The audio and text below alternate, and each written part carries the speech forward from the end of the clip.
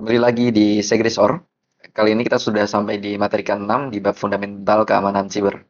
Pada materi ke-6 ini kita akan membahas mengenai bentuk ancaman dan kerentanan keamanan siber.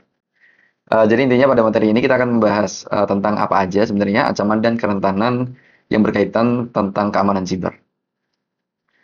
Kita melihat bahwa keamanan siber itu merupakan elemen krusial bagi stabilitas dunia digital. Bayangkan, dengan dunia digital yang semakin masif, apakah ada artinya jika dunia digital itu justru menjadi ladang permainan ataupun tempat permainan yang basah bagi penjahat-penjahat dunia digital? Oleh karena itu, keamanan siber ini suatu elemen yang wajib ada di dalam dunia digital. Karena apa? Keamanan informasi menjadi pondasi kepercayaan masyarakat terhadap teknologi.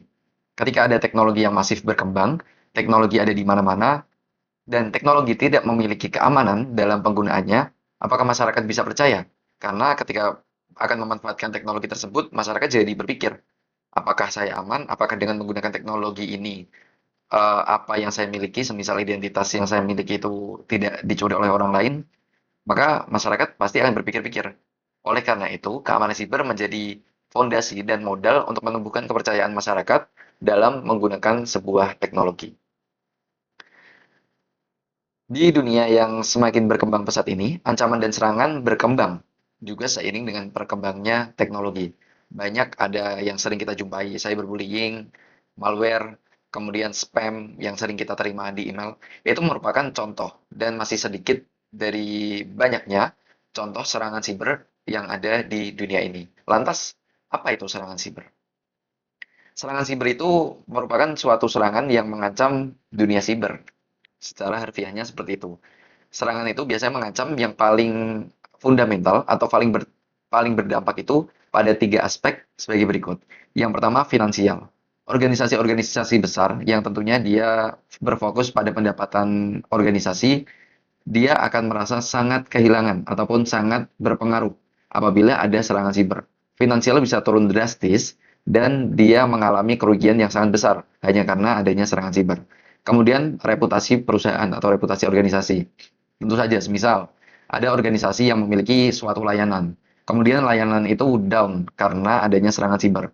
Lantas pengguna layanan itu jadi akan merasa bahwa layanan itu tidak aman, sehingga mereka akan beralih ke layanan yang lain. Itulah yang menyebabkan reputasi suatu perusahaan itu juga bergantung dengan adanya ancaman siber ini.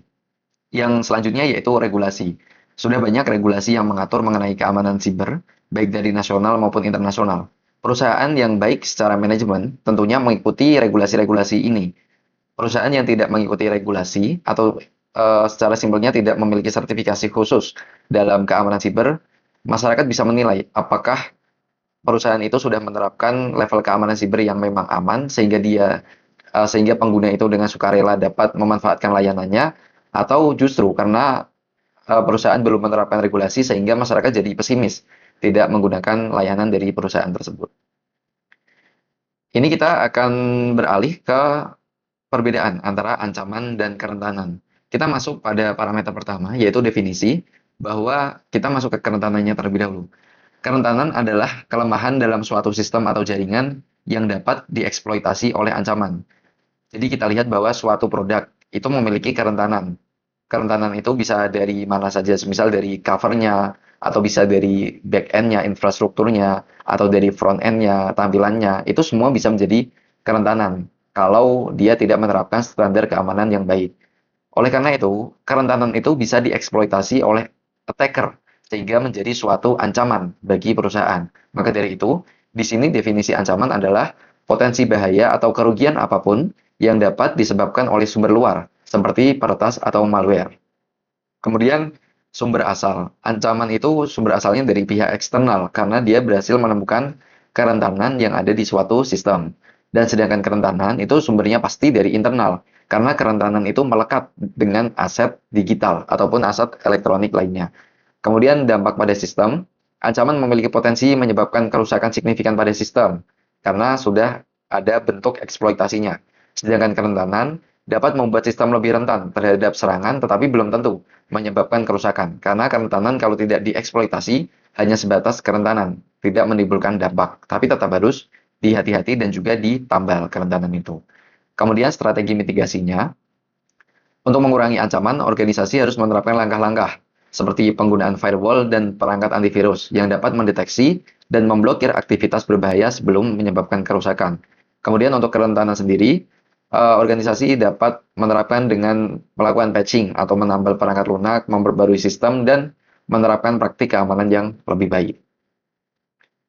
Kita masuk ke resiko keamanan siber. Karena kurang afdol kalau kita membahas mengenai ancaman dan kerentanan, tetapi kita tidak membahas mengenai resiko. Karena resiko dan ancaman serta kerentanan ini memiliki keterkaitan yang sangat erat. Di sini ada rumus bahwa resiko itu didapatkan dari hasil perkalian antara vulnerability dan juga vulnerability atau kerentanan dan juga threat atau ancaman.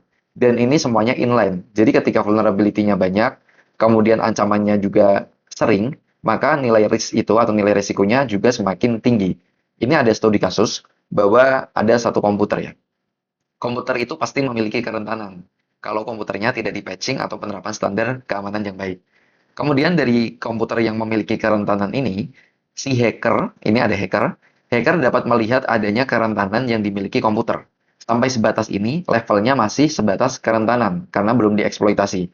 Kemudian, si hacker ini memanfaatkan kerentanan karena dia menyadari adanya kerentanan di komputer. Nah, sampai dengan tahap ini, kerentanan yang tadinya hanya sebatas kerentanan berubah menjadi sebuah ancaman bagi organisasi karena adanya aksi yang dilakukan oleh pihak eksternal. Dalam hal ini adalah attacker.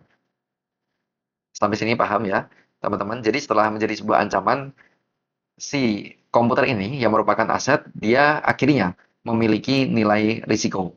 Nilai risiko ini ditentukan oleh kerentanan dan ancaman. Jadi semisal komputer ini semakin banyak kerentanannya, nilai risikonya semakin tinggi. Terlebih apabila ancaman itu yang datang sering kali datang atau acap kali atau frekuensinya tinggi, resikonya juga nantinya akan semakin tinggi. Lalu bagaimana ketika kita ingin resikonya rendah? Gampang saja karena ini inline, maka kita harus melakukan tambalan di komputer atau patching sehingga vulnerability-nya turun dan kita menerapkan protokol keamanan sehingga attacker ini tidak sampai untuk eksploitasi kerentanan hingga nantinya resikonya turun. Itu secara simpelnya. Nanti untuk materi manajemen resiko kita akan bahas di bab-bab selanjutnya. Kita berbicara mengenai attack vector. Attack vector itu merupakan metode atau jalur yang digunakan oleh penyerang untuk mendapatkan akses ke sistem atau jaringan untuk mengirimkan serangan. Jadi yang namanya attack vector itu merupakan sebuah jalur di mana attacker itu dapat masuk melalui jalur itu untuk melangsungkan sebuah serangan siber. Kita mengambil referensi dari NIST SP, SP itu Special Publication 861 Rev 2, di mana dia menyebutkan bahwa attack vector itu dapat dikelompokkan sebagai berikut. Yang pertama dari media eksternal, itu bisa menjadi jalur untuk para attacker. Kemudian attrition. Attrition itu merupakan jalur brute force. Brute force ini banyak, semisal dari dictionary attack ataupun menyerang dari laman login. Kemudian ada DDoS, itu juga termasuk brute force. Kemudian ini attack vector selanjutnya yaitu ada web. Web itu seringkali kan menjadi jalur hacker dalam menembus sistem. Kemudian ada email, kita sering jumpai adanya spam email. Kemudian hacker itu juga menaruh phishing melalui email, itu juga menjadi attack vector. Yang selanjutnya adalah penyamaran, di mana hacker menyamar sebagai sosok yang seolah-olah dia itu sosok yang valid, itu juga menjadi attack vector. Kemudian improper usage atau penggunaan yang tidak semestinya, itu menjadi attack vector. Selain itu ada kehilangan atau pencurian peralatan. Jadi attack vector tidak melulu dengan hacker yang selalu menyerang, tapi dengan adanya kehilangan atau pencurian peralatan, semisal peralatan firewall, itu dihilangkan terlebih dahulu, maka hacker juga semakin mudah dalam menembus sistem elektronik. Dan itu menjadi attack vector. Dan di sini di NIST ini dia menambahkan faktor atau parameter lainnya, sehingga selain ini juga masih ada attack vector yang bisa dikembangkan. Kemudian teman-teman, untuk mencari kerentanan ataupun ancaman, jadi gini, ancaman itu datangkan karena adanya kerentanan terlebih dahulu, sehingga ancaman itu bentuknya bisa variatif. Kemudian kalau kita ingin mengetahui apa saja kerentanan yang ada di dunia siber, kita dapat memanfaatkan platform CVE atau Common Vulnerability and Exposure. Kita dapat, nih ya, kita langsung praktekkan saja. Misal kita cari webnya gampang. Kita hanya ketikkan CVE. Di sini ada merupakan database yang mengumpulkan beberapa vulnerability yang ditemukan dan secara real time akan diupdate terus. Misal kita ingin mencari kerentanan yang berkaitan dengan SQL injection ya. Kita ketikkan saja SQL injection dan kita akan mengetahui kerentanan-kerentanan terbaru yang berkaitan dengan SQL injection. Di sini keluar misal contohnya ini ada CVE 2025-27659. Jadi adanya Fashion Print yang sebelumnya itu printer logic sebelum virtual appliance host. Jadi ini ditemukan di virtual appliance host 22.0.843.